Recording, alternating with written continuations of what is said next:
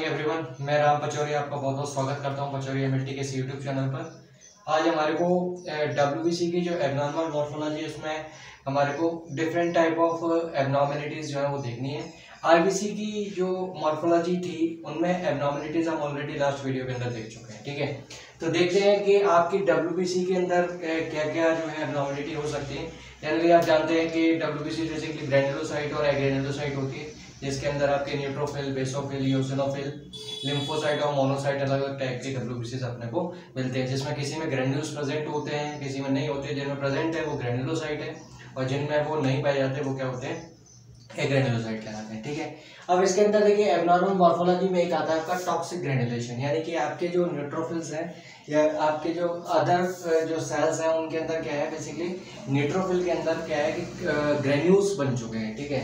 इनके अंदर क्या है, टॉक्सिक ग्रैन्यूल्स की प्रेजेंस मिलेगी। The neutrophil contain the multiple prominent granules, और ये कंडीशंस आपको याद रखनी है कि ये बैक्टीरियल इन्फेक्शन के अंदर और साथ ही साथ ये हेरिडेटरी डिसऑर्डर्स के अंदर हो सकता है, ठीक है। तो टॉक्सिक ग्रैन्युलेशन किस में प्रेजेंट होंगे, या तो कोई आपका बैक्टीरियल इन्फेक्शन हो कोई सीवियर, या फिर आपके जो है हेरिडेटरी डिसऑर्डर हो। इसके अलावा जैसे एक और है वैक्यूल। वैक्यूल बेसिकली साइटोप्लाज्म और न्यूक्लियस के अंदर इसका प्रेजेंस होता है, और मेनली ये भी आपको सीवियर इन्फेक्शन के टाइम पर और इसके अलावा बर्न के केसेस में और केमिकल पॉइजनिंग और मैलिग्नेंसी के केसेस में आपको ये देखने को मिलता है, ठीक है। इनके डायग्राम्स है वो देखिएगा और आइडेंटिफाई करना सीख लीजिए, क्योंकि एग्जाम में कभी कभी आपको डायग्राम से लेकर के पूछ सकता है, या फिर आपको ये लैंग्वेज लिख करके देगा जिसके द्वारा आपको क्वेश्चन पूछा जाएगा, ठीक है।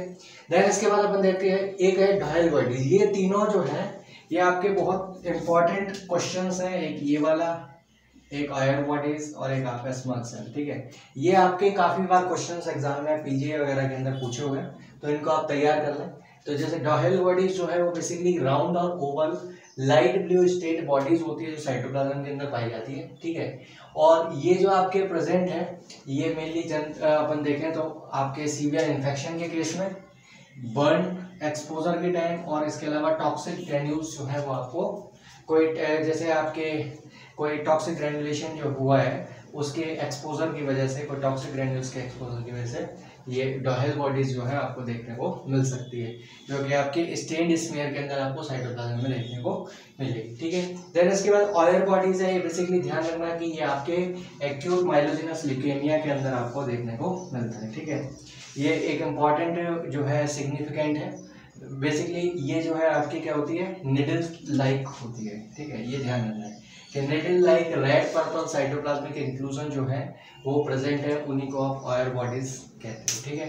देन इसके बाद ये जो है ये आपको मिलती है मेनली माइलोब्लास्ट के अंदर, जो बेसिकली आपकी एक्यूट माइलोजेनस ल्यूकेमिया पढ़ते हैं तो उसके अंदर जो प्रीवियस स्टेज हैं जिनके द्वारा डब्ल्यूबीसीज बन रही है उन्हीं का एक जो है हिस्सा है, ठीक है। इसके अलावा इसमें स्मग बॉडीज है, इनका भी ध्यान रखना है कि ये जो आपके बास्केट लाइक सेल होती है वो निडल शेप थी, और ये कैसी है, बास्केट लाइक सेल है जिसमें कोई न्यूक्लियर सेलुलर वॉल प्रेजेंट नहीं है, और ये क्या है बेसिकली डीजेनरेटेड लिम्फोसाइट से ही होती है, ठीक है। तो स्मग बॉडीज क्या है, आपके डीजेनरेटेड लिम्फोसाइट है, और ये बेसिकली आपको मिलती है क्रॉनिक लिम्फोब्लास्टिक ल्यूकेमिया के अंदर, ठीक है। तो इसके अंदर आपको ये ध्यान रखना है कि एएमएल के अंदर आपके जो है ऑयर बॉडीज मिलेंगी, और जो स्मग बॉडीज जो है आपको सीएलएल के अंदर मिलने वाली है, ठीक है। याद रख सकते हो कि ए से एएमएल और ए से ऑयल बॉडीज, ठीक है, और आपके स्मग सेल अपने आप क्या हो जाएगी, सीएलएल के अंदर प्रेजेंट होगी, ठीक है। इसके अलावा हाइपर सेगमेंटेशन और हाइपर सेगमेंटेशन का नाम से ही पता लग रहा है कि हाइपर मतलब ज्यादा और सेगमेंट मतलब सेगमेंट्स जो आपके न्यूट्रोफिल के अंदर जैसे लोब में बटा होता है काफी सारे, तो उनके अंदर अगर जितने लोग होने चाहिए उससे ज्यादा है तो वो हाइपर सेगमेंटेशन बोला जाएगा, और अगर कम है तो वो क्या कहलाएगा, हाइपो सेगमेंटेशन। तो जैसे आपके जो सेगमेंटेड न्यूट्रोफिल है उसमें अगर 4 से ज्यादा लोग पाए जा रहे हैं तो वो कंडीशन आपकी हाइपर सेगमेंटेशन कहलाएगी, जो आपकी इनहेरिटेड डिसऑर्डर और मैक्रोसिटिक एनीमिया के अंदर देखने को मिलता है। नॉर्मली आरबीसी जो आपका साइज है सेल का वो क्या हो जाता है, बढ़ जाता है, ठीक है। इसके अलावा हाइपो सेगमेंटेशन में क्या होगा कि जो नॉर्मल लोब डेवलपमेंट होता है वो डेवलपमेंट प्रॉपर्ली नहीं हो पाया है, इस वजह से आपके क्या है लोब 3 से भी कम रह जाते हैं, ठीक है। ये कंडीशन आपको देखने को मिलेगी, कंडीशन इंपॉर्टेंट है, ध्यान रखना कि ये acute myelocytic leukaemia, hereditary disorder, severe infection और इसके अलावा टॉक्सिक स्टेट के अंदर देखने को मिलता है। तो इनके अंदर जितने भी हैं इनकी कंडीशंस हमें याद रखना जरूरी है, किन किन कंडीशन में आपको ये देखने को मिलती है। बाकी ऑयर बॉडीज, स्मग बॉडीज और आपके जो डायल बॉडीज हैं, इन तीनों को आपको अच्छे से याद रखना है, ठीक है। कि आपकी जो स्मग बॉडीज हैं वो बेसिकली बास्केट लाइक सेल्स होती है, और ये जो होती है वो needle like red purple cytoplasmic inclusions होते हैं, ठीक है। तो ये था आपके डब्ल्यूबीसी की एब्नॉर्मल मॉर्फोलॉजी के बारे में, ठीक है। तो ये आपका कंप्लीट हो गया। अब नेक्स्ट वीडियो में हम कोई नए टॉपिक के साथ मिलते हैं, ठीक है। आप इसको अच्छे से देखें, और आपके एग्जाम्स के पर्पज से ये एक इम्पॉर्टेंट टॉपिक है। आपके प्रीवियस जो एग्जाम्स लगे, कंपटीशन एग्जाम कई बार पूछा गया, ठीक है।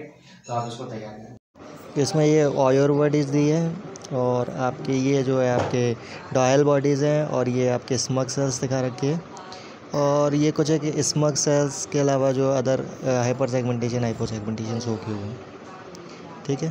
तो आप देख सकते हैं इजीली।